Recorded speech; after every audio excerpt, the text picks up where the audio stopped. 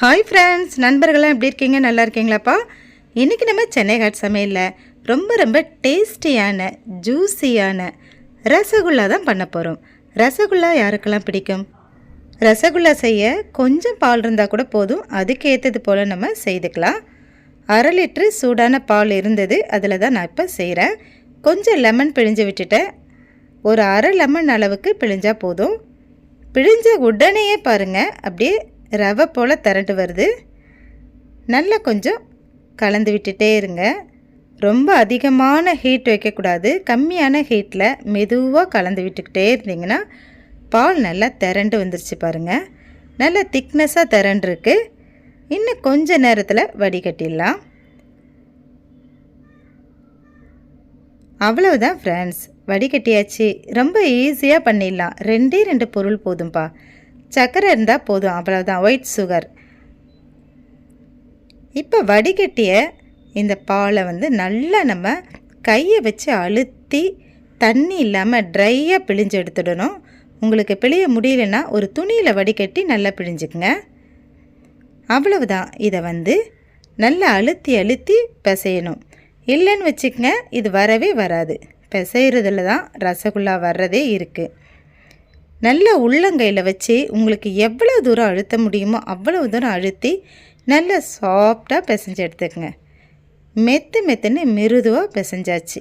இப்போ இதை அழகாக உருட்டிக்கலாம். 2 கையை வச்சு அழகாக நீங்கள் கொஞ்சம் அழுத்தினது போல் உருட்டி எடுத்துடுங்க. மொத்தமாக செய்து தனியாக எடுத்து வச்சுக்கோங்க.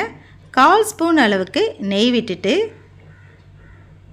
ஒரு 1.5 டம்ளர் அளவுக்கு தண்ணி சேர்த்துட்டு 1 கப்பு சர்க்கரை, ஒரு 200 கிராம் சர்க்கரை அளவுக்கு சேர்த்துடுங்க.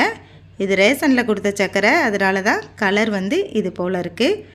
கடையில் வாங்குகிற சர்க்கரை ஒயிட்டாக இருக்குது, அது பாலிஷ் பிடிச்சதுன்றாங்க. எது எப்படியோ நம்ம கடையில் வாங்கித்தானே ஆகணும். இப்போ நல்லா ஜீரா கொதிச்சிருச்சு. நம்ம ரெடி பண்ணி வச்சுருந்ததை இதில் சேர்த்தாச்சு. ரெடி பண்ணி வச்சுருந்த ரசகுல்லாவை இதில் சேர்த்துட்டு லைட்டாக நீங்கள் அப்படியே திருப்பி விடுங்க.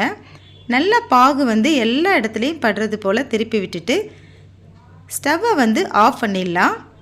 அதுக்கப்புறம் மூடி வச்சிட்டோன்னா கொஞ்சம் நேரத்தில் ரெடி ஆகிடும். ஆஃப் பண்ணதுக்கப்புறம் மூடி வச்சுடுங்க. ஒரு 10 நிமிஷம் பொறுத்து நம்ம திறந்து பார்க்கலாம். ரொம்ப சூப்பராக ரசகுல்லா ரெடி ஆயிடுச்சுப்பா.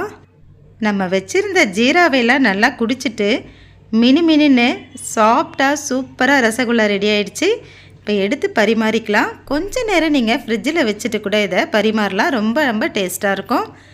ரொம்ப ஈஸியாகவும் செய்துட்டோம். வாவ், ரொம்ப நல்லா இருக்குல்ல? உங்களுக்கு இந்த ரசகுல்லா வீடியோ ரொம்ப பயனுள்ளதாக இருக்குன்னு நம்புகிறேன். உங்களுக்கு இந்த வீடியோ பிடிச்சிருந்ததுன்னா நம்ம சேனலை சப்ஸ்கிரைப் பண்ணிக்கங்க.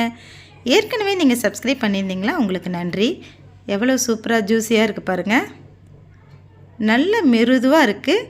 வாயில் போட்ட உடனே நமக்கே தெரியாமல் அழகாக கரைஞ்சி உள்ளே போய்டுன்னு நினைக்கிறேன்.